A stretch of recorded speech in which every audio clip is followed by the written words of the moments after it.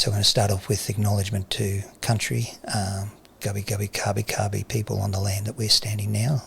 So I'll do that in language using my clapsticks, and I'll start with that now. So.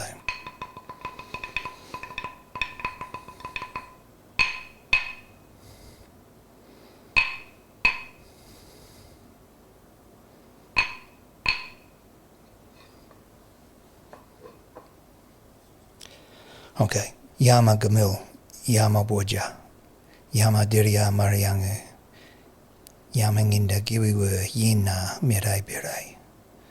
To the Gubbi Gubbi Kabi Kabi peoples, the elders, their ancestors, to the boys and girls, men and women of this country that we now stand and we speak these words. We ask that what we do and what we share here today continues what you have done for so long, in trying to promote, and not just amongst us humans, but amongst the connections that we need to make back with the land itself, with the animals, the air, the people and the elements, and that we can try as best we can to follow that which you laid out for so long. Here we go.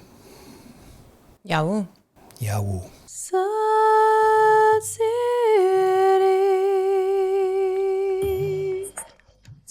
This is a declaration.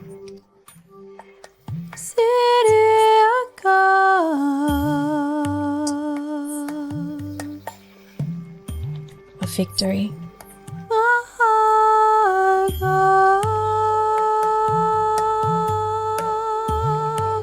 In all aspects of our lives, we are timeless, deathless beings.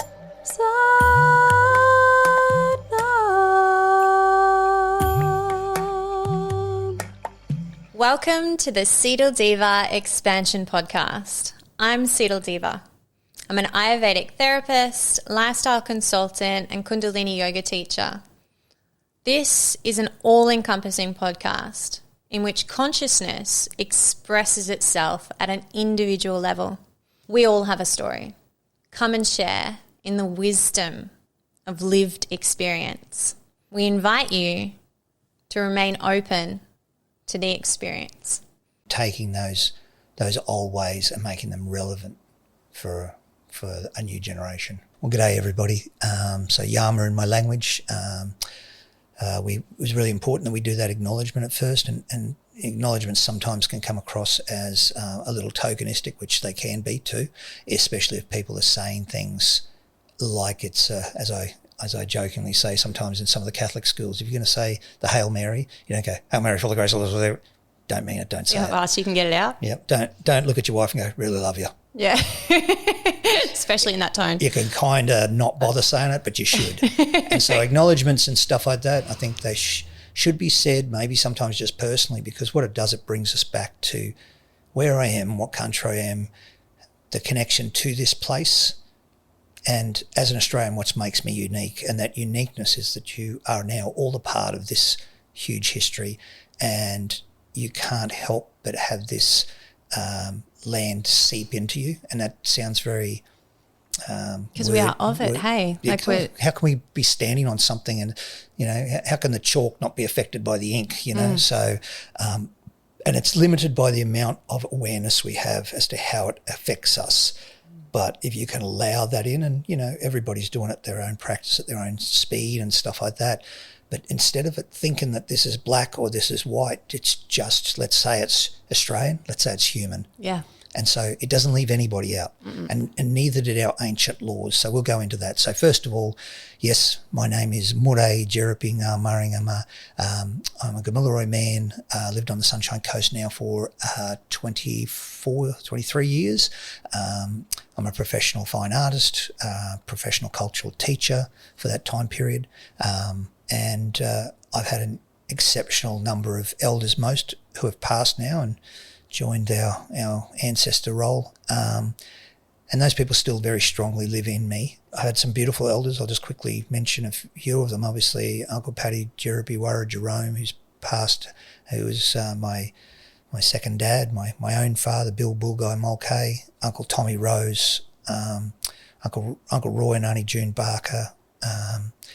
There's so many of them that have made so much. But an Uncle Paulie Spirim, who's our off-country man that brings our people back together, and we do traditional dance and we do ceremony, and that's kind of reinitiated over the last 5 or 6 years, and obviously COVID slowed that down, but that's still happening, and he's had a and that's major part play. of his role. Like that's a part of what he is born to be and do. This is where the old way was that the responsibility is not about having rights but responsibilities, and those roles and responsibilities actually, well, there also are words, but instead of rights, which really we've got none of, rights is what happens when you fulfill your roles and responsibilities, a little space on the planet for you to eat and to drink and to find somebody to be with and to find your purpose and your service. And in doing that, you're fulfilling your roles. Yeah. So and what you said is perfect. That's what we need to be doing as humans, not as races. Yeah. And he's got a beautiful family who's continued that more so than anybody else I've known. So he's brought me in, and he's brought my children in, and my sons have taken and been ceremony and done things like that. And so he's the one that I go to ask things about too. So yeah. Welcome everyone, present in spirit and being. Absolutely. And that's, like I said, if you have a bad day, just remember the people that had worse days and remember what they instilled in you. And like so from our old people way, and the concept of the old dreaming stories, and that stuff lives in us, and we're not just what we are now, we're what we used to be. And you can have your ancestors forgiven for what they did wrong by simply being the best version, and they can be praised in the afterlife for if the best thing they brought into the world was your existence, they did something good. And I'm talking black, white, anything. So you can have them forgiven, but if you had great ancestors, and there's a lot of us did, you're just standing on the shoulders of giants, and in doing that, you're continuing a line, and one day in 1,000 years' time, your great-great-grandchildren will talk about the fact that you come from the lineage of Seetal or the lineage of Mu-raay, and yeah, that's a special thing. And in times where you think you don't know your language and you don't know your songs and you don't know your dances, they won't remember you for what you didn't know. They'll remember that you kept something going in a time where people stopped believing, and you continued it when everybody else didn't. And in 1,000 years' time, they'll be doing all the stuff, and they'll attribute it all to you. So I think that's good for all of us to know that. And that's why we give thanks for everybody that has ever been in existence, for this moment to exist for us to be in right now. It's a part of that just awareness and that bigger picture, because it's bigger than just you and it's bigger than just I, and every action that we do is like that stone that falls into the lake and the ripples that just come from that moment. So true. When we talk about the meaning of a name, I know in Indigenous culture you're gifted some of your names, or you get to select some of your names. With Kundalini Yoga, we were able to be gifted by the namesake in the tradition specific name. So for me, Seetal Deva, I gave them my original name. Yes. And then I gave them a little about my Ayurveda, and that I'm a Kundalini yoga teacher. Obviously, you need to be to get the name. So I'm just dropping in to share a little more about the name Seetal Deva. It was gifted to me from the Kundalini yoga tradition. And a little context is we have 3 states of being. We have an animalistic self, which is our survival instincts. It's very lower chakra based. We then have a human self, which is all of a more balanced energy. Then we have an angelic self, which is our divinity.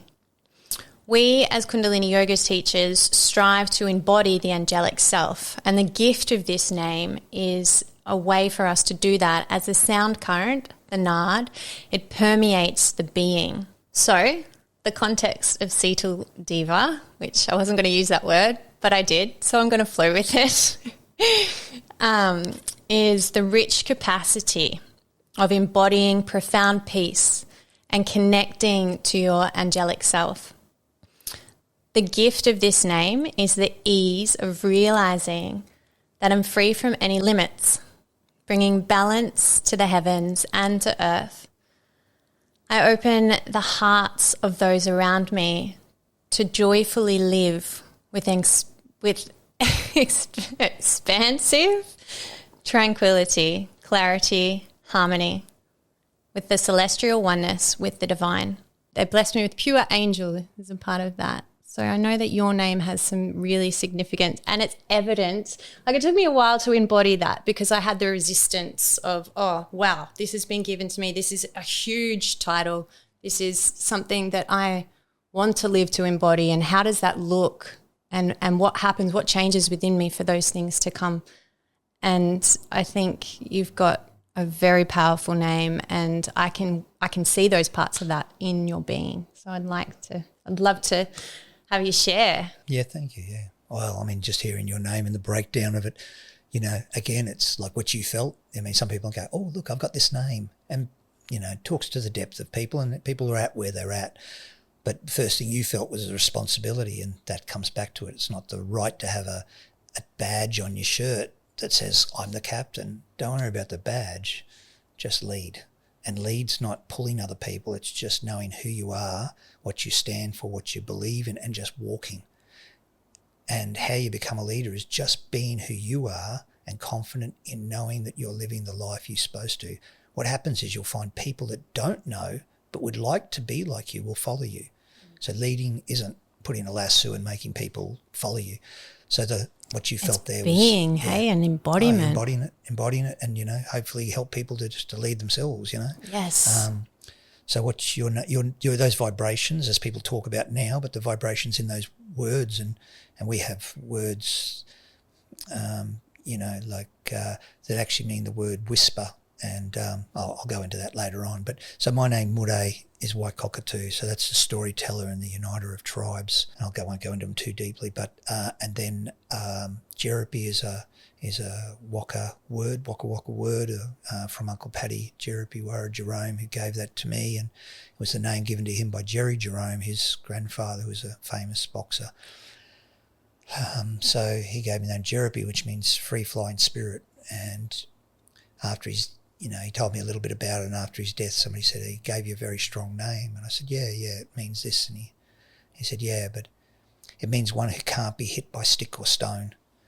And that the reason being is that you fly above the rest. So in the way you think, the way you speak, and the actions and your beliefs, you don't divert from the way you are. And if somebody's cursing or trying to pull you down, you don't go down to that level. Basically, as they said, you don't fly with the you don't go down to the shit. You float high. So that was that. And then my third name was given to me when I turned 40. So Dad gave me that other name early, and then Uncle Paddy gave me the ceremony when I was in my late 20s. And then Uncle Paulie gave me the name when I got to 40, when he'd known about me and my story, and he gave me the name Ngā Maringama. That was a beautiful way. Like, you've told me this story previously about you sitting with him and you explaining your story, and was he just painting? He was just painting as he's listening to all about you, and obviously the vibration is hitting him, and then he's feeling that to deliver you a gift. It, you know, in what he was doing, as he was like sketching or painting and stuff. Yeah, exactly. And that's what we were just sitting there, and I was telling the story of family and stuff, and he was talking about, you know, people connected to my family and stuff, and just from looks and being able to pick out family names and stuff that were connected. And then he said, we talked for a couple of hours, and he was scribbling something down, and then he just said to me, he said, I saw him drawing a little picture. I just kind of stopped. I said, oh, what's that, Uncle? He goes, no, keep talking. And so I did. I kept talking about the stuff, and then he stopped, and he said, that's your name. That's the name I'll give you. Ngā Maringama. Ngā means strong. And you've got to be strong to say it. And Maringama means jagged spear.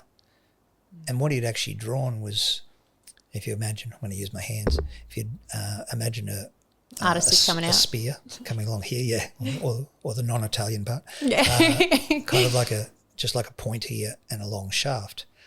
And then he started filling in these little bites like that, little Triangles. X's he took out of it, and he's drawn that, and then I just said, oh, what's that? Because I think it's before he said my name, and he just coloured in those little bitey parts out, and he said, you walk in the world where, like some people might think that, how could you be black, you're too light, or you could have people trying to pull you down for knowing stuff that and you've had some family members who want us to forget about it because, of the trauma it's caused and stuff, and yet it's all you've ever been and it's all you feel. And like I say, I feel like as black as a dog's guts on the inside. It's just hard when I look in the mirror sometimes, and you have to get over that because I'm here for a bigger purpose than that. And he coloured out the little wedges, and I looked at it and he said, see, sometimes when you remove something from something, it should make it weaker, should make it less.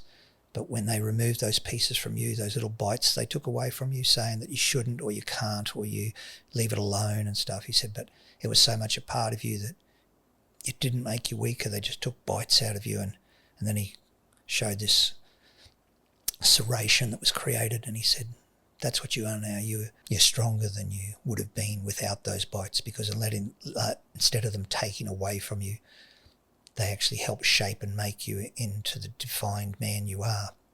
So now you are the serrated, you're the strong, jagged spear. Yeah, so those things are important, and that's how names should all be. Like anybody listening, if you get a chance to name your children, I would always, you ask. Even identifying like your own name. Like going through what your name is, finding out what it means, and then really resonate with that embodiment of why your parents gave you that name or you were gifted that from a namesake, and know that it is beyond you. It's not, it's the name holds its own vibration, and that vibration becomes a part of who you are. It does. It resonates through you to the point that you don't have the control over it. In somewhat, I suppose it's like astrology and things like that some people are into or not, but it's the recipe that makes you up. And one of those things is the vibration of the stars and the planets, I guess. But the other part is the very name itself holds a resonance. And so when you gift somebody the name, don't name them, Samantha because you like Bewitched. Find out what the ancient name meant, because it holds a resonance, and all of my children hold names that has resonance that they grew into. And, so yeah. My oldest son's name is Tayan, which is a kind of anglicised bastardisation of the word Dahwan, which means earth. Tayan Nga, so strong, Maringama, which is pointed club. I actually have one here. Oh, we get to see the pointed club. So this is a traditional instrument. Yeah. No, not an instrument. hard to play that one. But that's my that's a pointed club, and wow. I actually created that. That's out of Gidgee, and that was the first. That one I created before I knew that was actually specifically a traditional weapon of ours. Oh wow! So you had a drop in.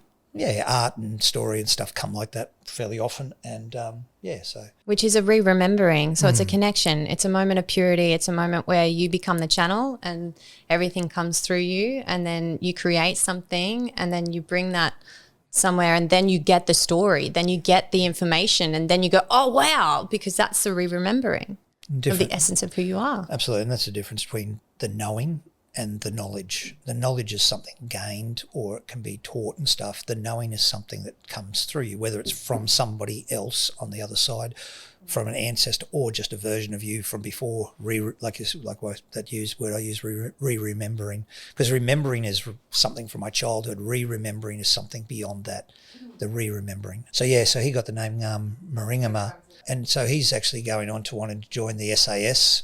So he. Ngama strong jagged spear, the strong pointed club, and he is an absolute warrior. I mean, if you ever had to walk into a bad bar, bring that fella with you. He's a good sensitive man. He controls his emotions a little more, but he has all the depth that he's ever been brought up with.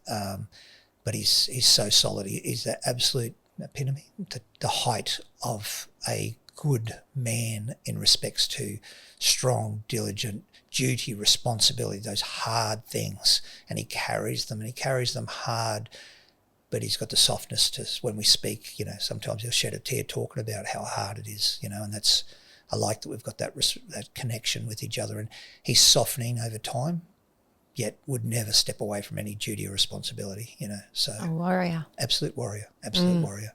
And did you... With ethics, morals and values. It's good warrior. Proper old style warrior, yeah. Just like his father. Thank you. Did you, with the club, yeah, did you make that before you named him? I must have made it because I wouldn't have known about Ngā I wouldn't have known the pointed club if I'd known it before I made it, because when I made that, I certainly just made that from what I saw in my head, and it's made from a tree that when a tree grows up like this, obviously, often you'll see a fork in the tree, but this wood in here is as white as the outside of all this, and so it's pretty useless. But I got a tree that was a Siamese tree, and so they were together, and they were growing apart, but they held the dark wood right through the middle. So it had this dark wood that was wide, and so I was able to keep the shape of this one rounded, and rather, sorry for the crowd, it's two rounded pieces, but they were pincered together, but with dark wood all there. So I shaped the first one, and the other rounded piece I put the point in. So I can only imagine I could only make that from a you could make it from a very thick tree, but you shouldn't be doing that, not. And that's the tree speaking to you as well. It's like the life of the tree. What am I going to be next? It's honoring that tree and being able to connect with it, to visualize and see what it wants to be. And then in that connection, asking the respect of the transformation of that energy into its next form. And then this becomes a useful tool, not instrument. No. And that's the thing is you are supposed to ask permission, and people might say, oh no. And in old days, people walked in a state of almost perpetual meditation.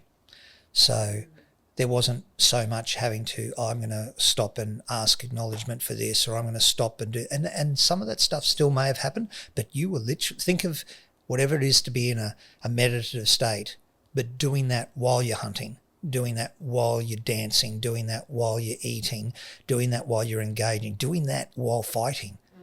And people go, oh, well, you can't do that.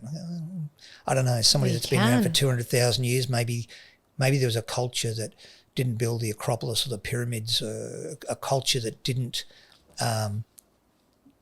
be those things, but what they did do is took a branch off and did something that humanity hadn't done, and they embodied the very spirituality in everything they spoke and everything they said and they do. And you know what, it'll always seem imaginative to people that haven't done it, but that's why I say to people, droids should never talk down to a Jedi. And look, I'm more droid than I am Jedi, because I didn't grow up with all of that stuff, and no one has. Maybe some. But that's the re-remembering, and that's the drop-ins, and that's the getting out of our own ways. It's embodying that so much that it is your walk of life. We went through a little ceremony and a little ritual.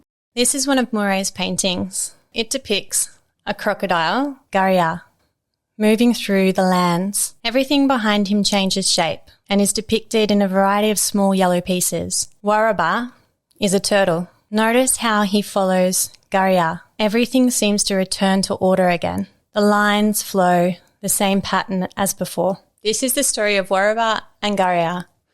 It speaks about a time where Garia, a being of both creation and destruction, the Gamilaroi version of the rainbow serpent, came into the country, and in the process of coming through, as he moved, he tore up areas that became rivers and riverbeds. He moved across the land in a form of destruction. As the universe is, he happened to make things as he was destroying. So while he was tearing up a piece of land, he was creating the mountain ranges either side of him. While he was doing this, the Creator saw what he was doing and asked another being who was a speedy warrior. He asked if he was willing to go and take upon a burden, a shell, which would slow him down, to carry this shell, this weight of the people, to clean up and fix up as much as he could of that which had been damaged. So Waraba followed Garia in an attempt to fix the errors of that being, to make it what it was. Some things, however,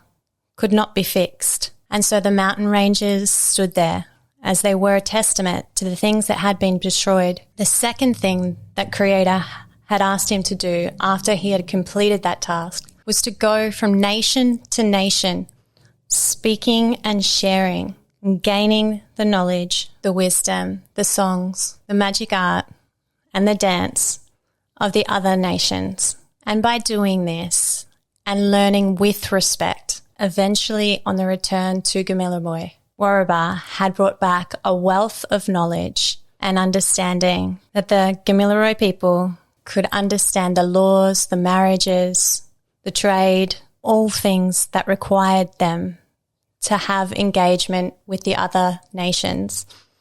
So instead of rape and pillage, they realised that in sharing and gaining the knowledge, they could connect and be a part of this greater land. These Dreamtime stories aren't nursery rhymes unless you're speaking to a little child. They have much deeper knowings and understandings based on the people that were educated in them.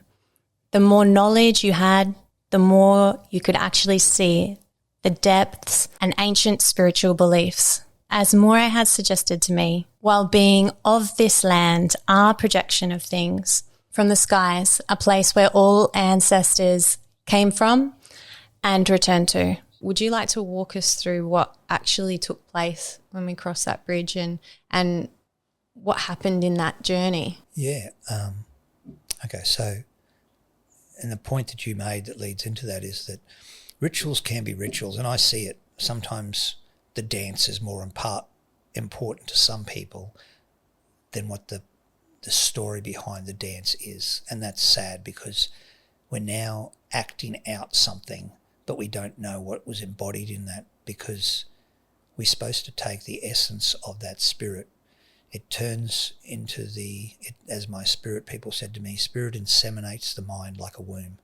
Let it sit for its full 9 months for it to become all that it was meant to be, so that when you birth it into the world with your mouth and your hands, you birth it with all the power and strength that it was meant to have. But when we speak of things before they are ready, before its full term, when you speak of things commonly, you speak of sacred things commonly, they become common. And when you birth those things into the world, they'll be never born with the power and strength they should have. And in that, you've disrespected it. Thank you for bringing that in then and bringing that back, because it was a really beautiful moment that we shared. And I got that at that place. Yeah. Those words were told to me at that place. And I have to say those words exactly how they said it to me, or I can't remember them. That's why I kind of go into that zone when I say it, because I'm as long as I get the first word, I can remember the whole conversation. So, and so rituals, yeah, rituals have to come. It's like I said about the love you thing. It's you know, how's it different having sex or making love? And some people say that it isn't. Okay. But saying I love you and just looking at that woman and just going, you don't have to say it. Both could be rituals. Saying I love you could be a ritual. Looking at you in a certain way, but I know which one will hit you harder if I just say love you and go, compared to I just went, fuck. So we need to embody more the meanings of things, because the action is a visualization of the memory of the story which came from the essence. And that invokes the feeling within the being.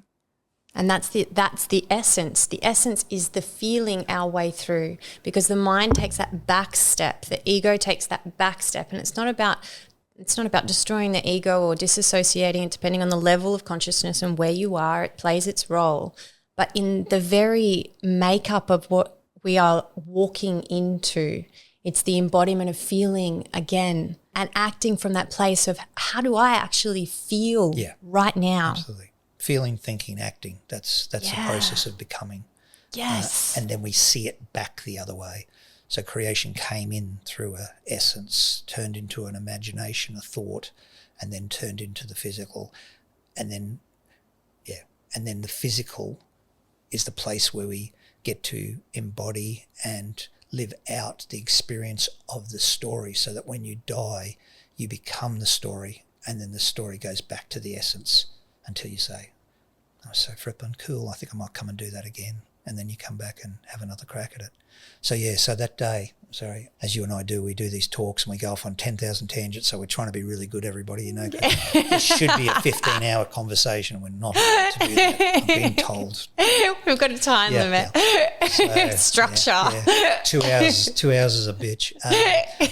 So over 2 episodes. Because everything leads to something, and that's how life should be, and it should be a gentle, flowing conversation. And so when that day that you and I went for a walk in Pomona, and we went down to that little spot, and it's where I used to sit and walk across this little bridge, and I just said to you, and this is a little practice, and some of the practice I do, say as the initiation, not ceremonies I do with my kids, is I take the equations of ceremony and I incorporate them into actions off country that will say, okay, so what would be a little ceremony for a kid, because I'm not living on my country. So the age of 6, my kids would go for a walk with us, and I'd say to them, okay, so, say for instance, Carwin, grass tree, we're going to go for a walk. So just for a little context, with Carwin's name, grass tree, grass tree in Australia is a very slow growing tree. I think it's 15 millimetres or something a year the tree grows. Grass trees have 8 different purposes, usefulness. So every creature that's, whether you're plant, animal, mineral or element, comes with its own physicality, its mental, ethics, morals and values and spirituality. These things are all actually alive in different ways, but genuinely really alive, because they all came from the one place that gave expression from itself into these forms.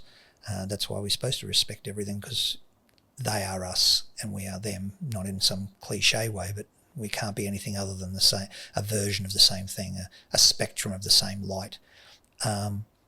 So grass tree has 8 uses. It grows 1 foot every 100 years. That's it. So a 3-foot tree is 300 years old. So if you walk past a tree that is a grass tree that is 1 metre tall, it was in existence probably about 100 years before Captain Cook was here, and that's not a big tree. And I've been standing next to that's feeling the network of everything that's been happening around it, and it's got its own story. It's actually absorbed all of the things that have happened around it. To stand next to a tree that is 2,000 years old, because they're only one of 8 trees on the planet that can grow 2,000 years, and I think we have 2 in Australia. That's insane. And so I just gifted him that name, knowing that it has multiple purposes and that it's slow growing and stuff. But I don't, kind of felt that was the right name for him. And, through his life, little dude would sit there and, be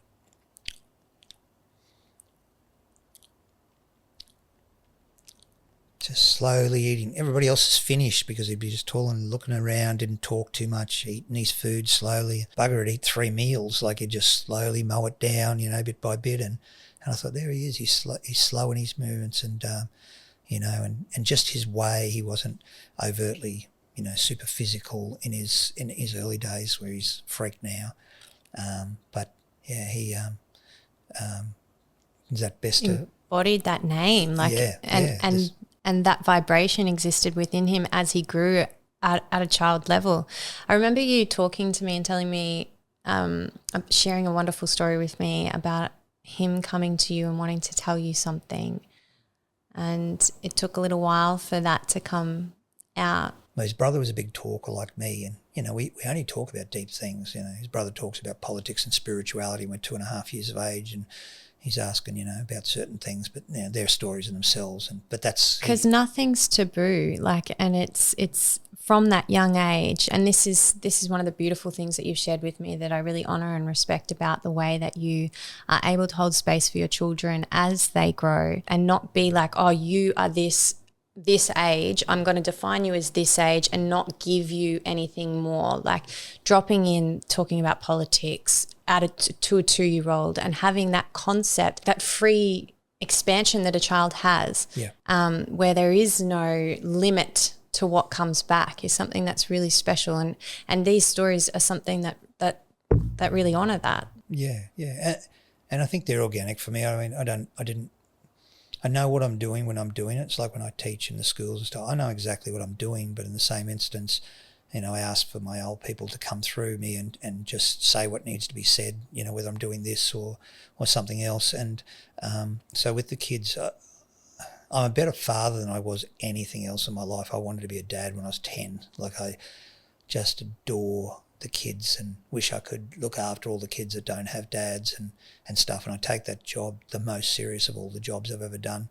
And I just revelled in it, and I deeply loved being a father, and I just knew what to do all the time, And so, yeah, the day that the day I took Cohen for a drive, and I said to him, hey, listen, he's only 2 or something, and Tane was 5, and I said, look, Tane used to talk over the top of him and stuff, and you'd see little Cohen in his little slow way kind of looking up, and then look at me in the mirror, and then he'd go, and Tane would jump in and have a conversation about something that went for another 20 minutes, and I'd see him he'd just smile, and he'd just sit there, and he's only 2, just the sweetest little soul. And so one day I just said to him, hey, how about you and me just go for a drive? He said, what about Dad, what about Tay coming? I said, no, we might just go for a drive by ourselves, and we just talk by ourselves. He goes, oh, okay, Dad, that would be nice, Dad. And he always said Dad 6 times in every sentence, and even then I just went, I never want to forget that, because one day, probably when he's 20, he's not allowed to say like that, and so I just thought that I'm going to love that right now, and I still remember it.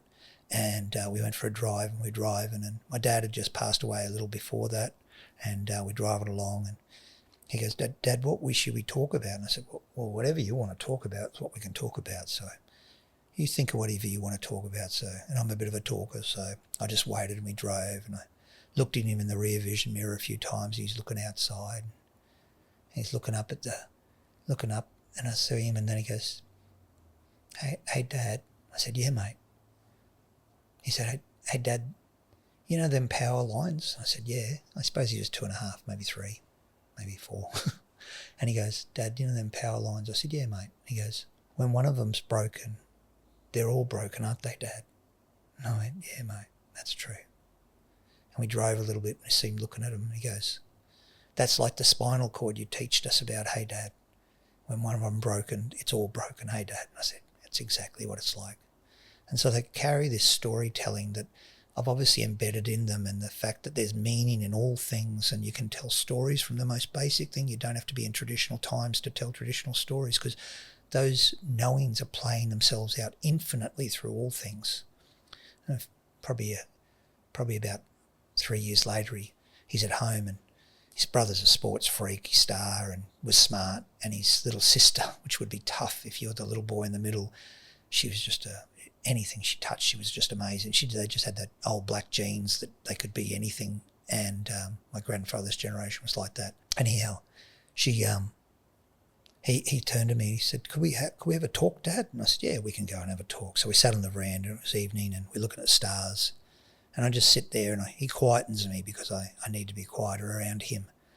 And so I just, and I just looked up at the stars, and he just sat there, and I just looked down at him, and he goes, hey, Dad, it's good that Tane's like really good at sport, isn't he? And he's very smart. And I said, yeah, because he can never find a bad word about anybody. He said, it's really good. And he said, and my Iron's so good at everything. She's so good at sport, and she's just the best. She's got so many ribbons. Hey, Dad. And I said, yeah, she does.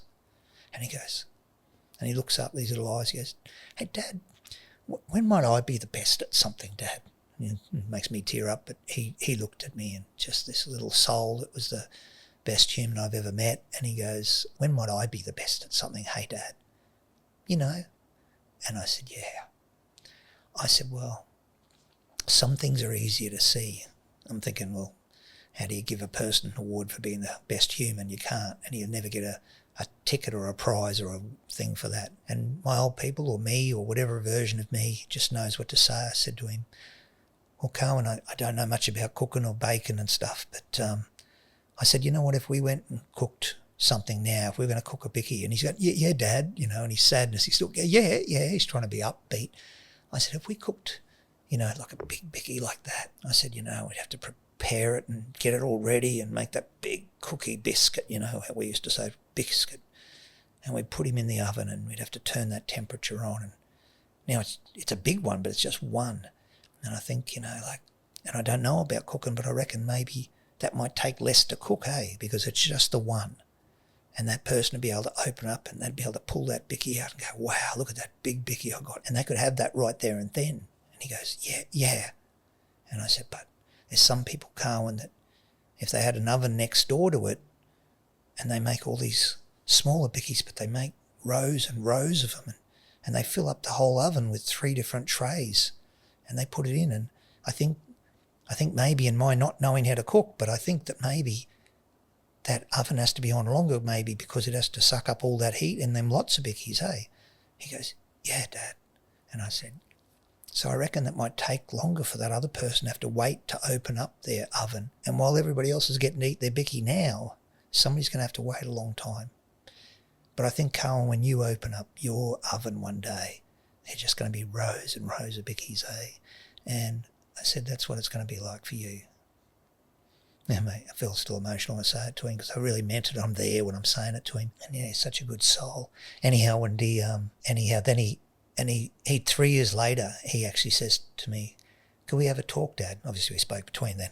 But, thankfully. I tend to spend a bit of time with my kids. And then he said, can we have a talk, Dad? And he was in grade 6 and he'd won a race at school and he'd been doing good and he's starting to do good in his grades. And he said, it was a good day today, Dad. And I said, yeah, it was a good day for you, mate. He goes, just sat there looking at the stars, real quiet. I went, I'll just wait for him.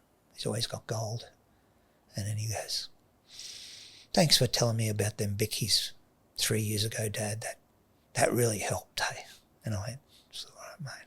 Yeah, now he's just a freak, and all my kids are freaks. They're all just so good at what they do, and no matter how good they are, they just never announce it. They don't talk about it. They just are what they are, and they're just full of empathy and love for people. And I'm glad that I left them behind, for the world, because you should replace the world, and we shouldn't. More good people should be breeding, and less good people, less. More bad people should not be having children. Joke-wise. I think when you fully embody, like what you've just said, you embody your teachings, you embody your practice, you embody who you are, and you naturally being that is a great way for your kids to see what you are teaching. And that spills over and is evident in the wonderful men and woman that you have as your children. Yeah, and it just plays back into what you brought up before about ritual. Yeah. The ritual is the act of doing. The story, which essentially what is I carry, and the essence that fills my story that I play out. My children are seeing essence, story, and the physicality, right? And that's my term that I use. That my copyright by everyone. By the way, all this stuff. You can talk about it amongst yourselves, but as my elders say, they can teach me something. I can educate other people, but it doesn't automatically mean somebody goes and does a course and then talks about it like they've been gifted that. You've got to be respectful. You've got to come and ask people. Before I do a painting, I have to sit with elders. I don't just flick through a book and come up with a painting and go, I'm going to tell that story. Those stories are in ancient ways. Anyhow, intellectual copyright, kind of. It's an intellectual property right. And so with my elders, when I sit with them, they say, you can paint that if you want, boy. Now, I'm allowed to paint it, but just because I told somebody the story, they can't go and paint it. You've got to go and see them about it. And I know people go, oh, well, that's a bit hard, but no, it's not, it's just somebody who embodied and held that story can then gift it to you. But it's like if I've got water in my hand here, right, and somebody goes, I want that water, try grabbing it out of my hand. Yeah. What happens is you spill mine, and you don't get to have it yourself because like spirituality, you can't grab it. Yeah. It's something that needs to be held respectfully and honourably, and that's how spirit gets passed down. The only way you can get this off me is to ask, and then I ask you to put your hands out the same way as I hold it, and I'll pour it into your hands. Now you carry it the same way as I did. That's the only way spirit can be held. That's the only way these stories should be. And honoured. Exactly. And it's whether it's story or physical art or dance, you have to ask permission. And for each of my elders that have ever given me any artwork or gifted me those stories, I kind of thought, well, I need to gift them back. And so, because a lot of the elders die, people are asking stuff all the time, and it's the break in some of our cultures that some of our people just use the old people and, they were my best friends, so I'm telling all their stories. And the lack of some integrity in some of our mob, as well as everywhere in the world, because that's what's infected the world, it's everywhere. But I try to teach that what we need to do is go, let's look back to the way we used to do things, and the old way of doing things was to have an elder. The old man, before he was old, was the warrior, in my instance. If he was the warrior, he would take me out and he would show me where to hunt, how to hunt. He would take me on the hunt. He'd show me how to make the weapons. He'd show me how to kill, how to cut, how to open up, how to remove the organs. Where do we cook? What do we do? Everything. Ethics, morals, value. Now we do it in a dance form. Now we do it in an art form. All that's gifted to me, free. And so how I teach that is they gave me my apprenticeship for free. So you see how I just turn that into a term that people can know, apprenticeship, because that's how we talk about it now. But we were doing this for 200,000 years. You gift the person the apprenticeship. But when that same old man, that same great warrior, when he becomes that old man that can't do those actions so much anymore at 80, 90 years of age, every young boy that he taught would come up and say, here, uncle, here's a slice of the best fish I got. Boom. Kangaroo tail, emu eggs, dum-dum-dum-dum. Only time you're going to get fat when you're old, like that. Because you give it, and the women taught the girls about their songs, their laws, their dances, their magic, all to do with the plant world. And all the medicines and the fruit would be brought to her, and every girl remembered the woman who gifted her apprenticeship. Between those old people, that's how we loved and looked after them, and then we valued their stories. And so what I do is, in this time, I go, well, how do I apply that now? How do I gift them fish? I can't. I don't go fishing. I don't do that. I'm not around them. So how do I gift them? Well, this is my hunting now. My artwork's my hunting, my storytelling. So it's not about trying to find the minimalistic way of keeping culture going. No, find the hardest way. Find the path that hurts you. When you're struggling financially, find what would really embody the aspect of me, which is like, I'll give them 10% of everything I earn. So people go, why don't you give them 50? Government takes 30 off me. And then the cost of business comes out. Okay, of course, I could give 100 and I could be broke 10 seconds later and I've got no one gets anything. You have to feed yourself before you... So I have to do it the old way. And 10%. They didn't give all the hunt away because then there was no warriors to go hunting again. Yeah, and the warriors need to be strong. That's right. You need the women knowledgeable so they can collect the medicine to bring back. Yeah. Everything was sustainable. And so can't give from an empty cup. So that's it. Exactly same thing. So by doing it this way, and I'm doing what other people aren't doing. So but it's my job to do what I think's important. So by doing it this way, and that's you embodying consciousness, your wisdom, and instilling that upon the next generation. You're showing a new path, a new way. And that's what we have to do in these times. We all have to walk a new path in a new way. And my work's very, very different. I've got different styles of work, some what I call of my Dreamtime stories, which are gifted from different nations as well as my own. I've got what I call wake time paintings. It's a terminology I came up with in 25, 30 years ago. Wake time is... If dream time is the process of becoming and how things came to be, the wake time is the time that we are living in, and the stories that we lived through, and we embodied those ancient ways of being into our daily action. So one's the unconscious, one's the conscious. I do historical paintings about events that occurred both sad after colonisation, but also historical knowledges and things that I passed down in that. Then I have a knotting work, was a combination of my Irish heritage, which is evident in my skin tone, along with my Aboriginal, and that's another whole story. And that's where the unification of all these stories start to merge back together, because it's about our peoples and less divide and more similar, and we're not meant to be the same. All the colours of the rainbow weren't supposed to blend together, because that tends to, or when you just mix colours, it turns grey, and that's not the way we go back to what we were. We are supposed to define who we are and be the best version of those colours, and but showing each other that we have these different ways. Last of the paintings, I do a traditional paintings using our styles and stuff like that. So my iron's name is my iron Dulamay. So she got two names when she was first born, or before she was born, and the name my iron, how we say it at least, my iron is waterhole, and like a pond. And I thought that was a beautiful name because it holds this femininity, or as the waters hold the feminine. And most all the water ceremonies are normally female ceremonies, so that gave her that. And the Doulame came from, her beautiful mum, my ex-partner, almost losing her through the pregnancy because of such ill health. And, I had 2 little boys, and I'm trying to look after her, and my dear wife was so sick at the time, and I went downstairs, and, she just goes, God, I don't know if we'll even get to keep this one. And, it was such a touch and go that she may not pass. She might pass because my daughter. And anyhow, I went down and sat in the sandpit by myself for a little while with me and the boys that normally play soldiers, and we sat down there, and I was just sitting there by myself, and I'm talking to Spirit, just going, come on, we can't afford to lose another one, like not more of our people like this. And I just, please help keep her. And I just sit there, close my eyes, and then in the Kin Hills, I just heard this rumble, and it was like a deep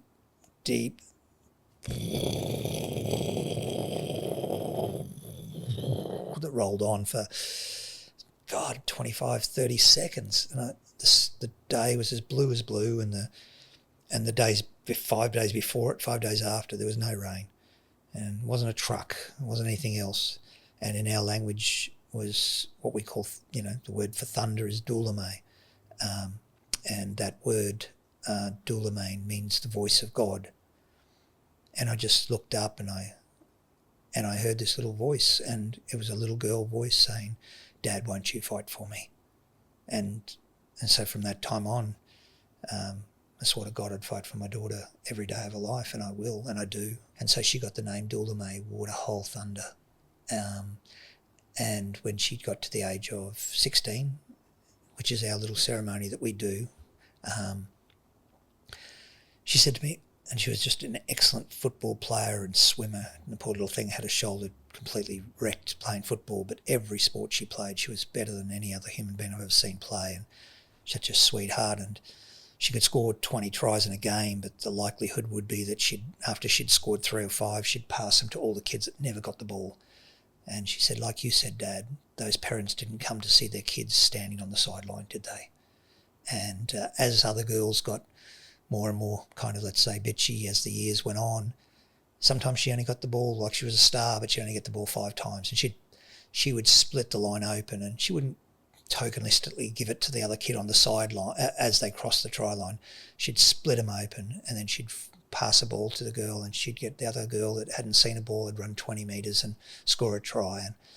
And just so proud of her, And so her name, she said to me, because she was just such thunder when she tackled, she'd hit Samoan girls so damn hard, and they were 4 times the size, and they'd try to run away from her.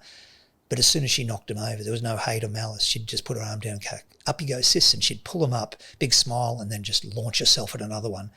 She was a freak, and she is. And so I ended up, she goes, you know what name I'd like? I go, you don't get to pick it. You don't get to pick it. And she goes, I'd love, and she got it out anyhow. I'd like Mu-raay. And I went, bloody hell. God, as if that's not going to stick in my head, So, and Mu-raay means lightning.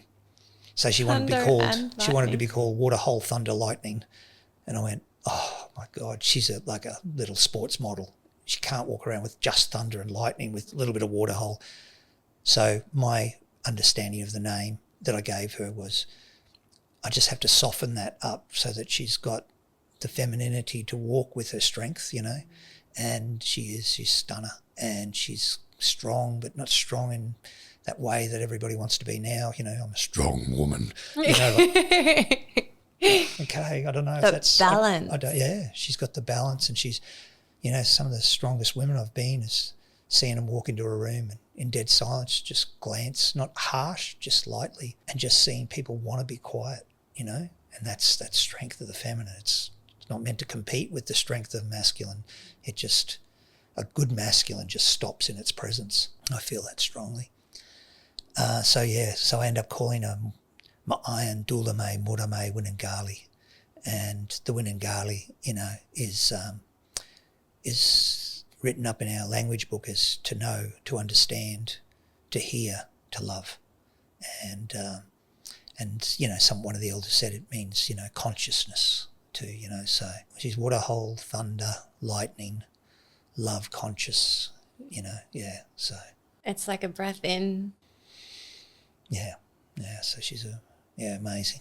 And that's the presence of name, right? That's the importance of it, because the actions like you have just stated, like the fact that she'll knock someone over when she's playing sport and then reach out her hand to pull and lift them back up, like that's embodying that name, and that's becoming that being. But they couldn't do that without that coming from you, like in the essence and the way that you do things. So Thank you.